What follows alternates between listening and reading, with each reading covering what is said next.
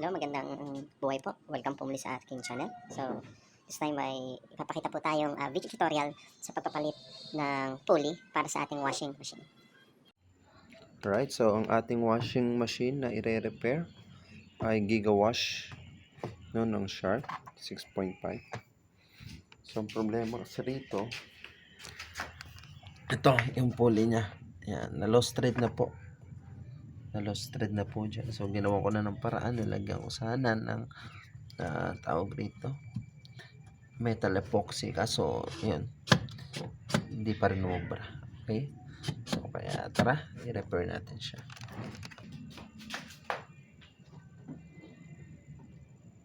So, gagawin ko dito.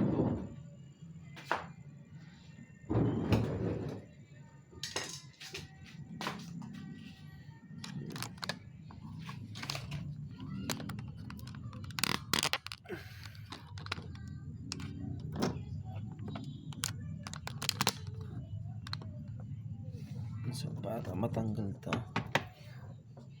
Ayan. Ano ko lang to.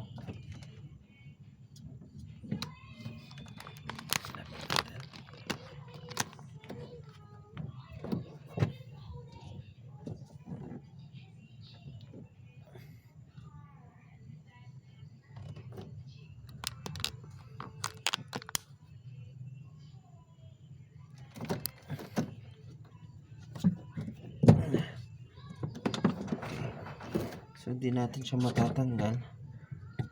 No? Ayun pala, natanggal na.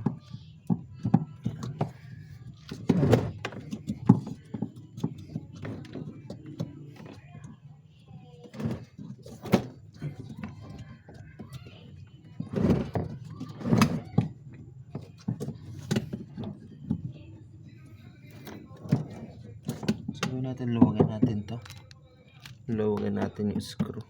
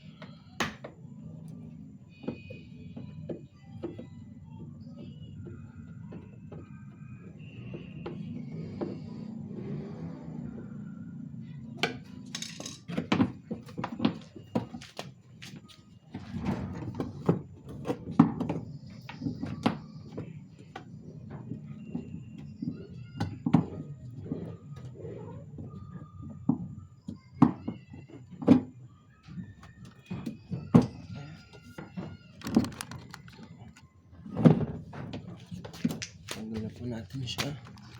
Ito ang pulley. Yan. Ang sukat nito is 12 mm. So, ito ang ipapalit natin. Ayan.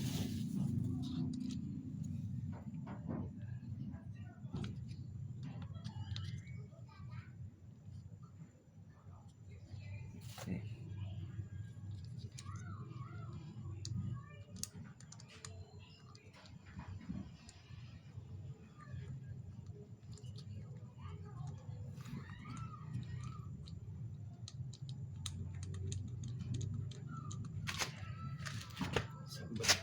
Siya.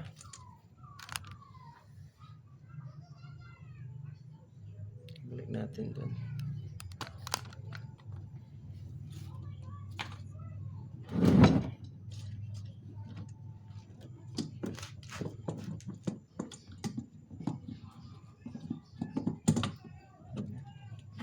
So, one click lang po natin siya nakabit. Mga kaibigan.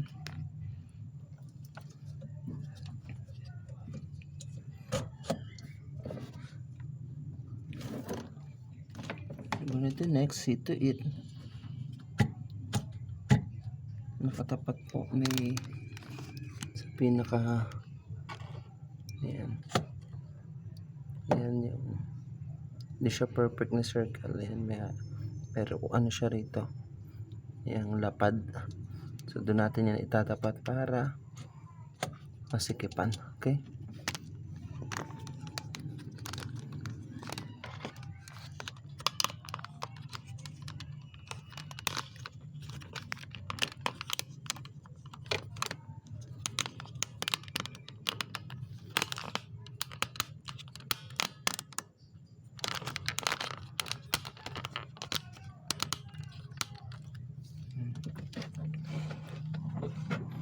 So kakabit ka na ulit ng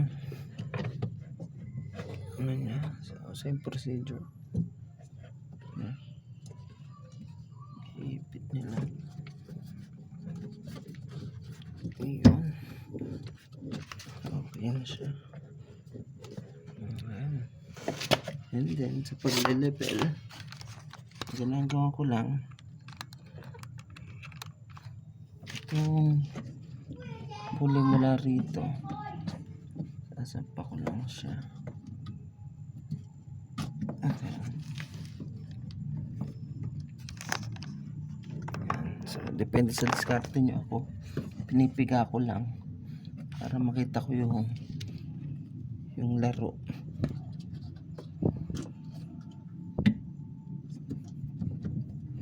Ayan. Kung pantay na sila doon sa pulley naman, sa malaking pulley. So pwede naman gamitan ng level. So nasa sa inyo po yun, no? Ayan. Pakita natin yung clearance nya. Alright, then after that, pag satisfied na kayo sa level nya, ayan, balaan ko siyang konti.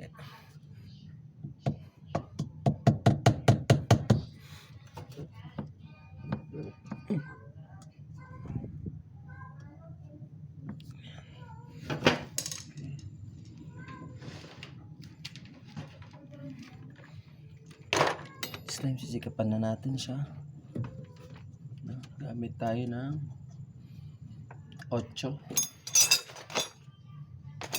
So ang gamit ko rito ay key wrench na yan,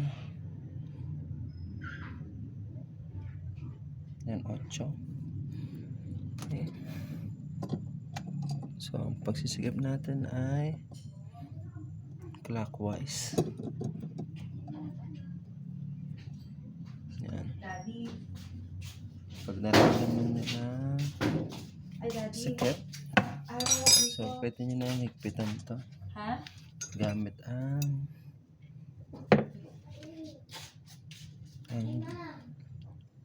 gis. Plastic. Mama! Po! Gis.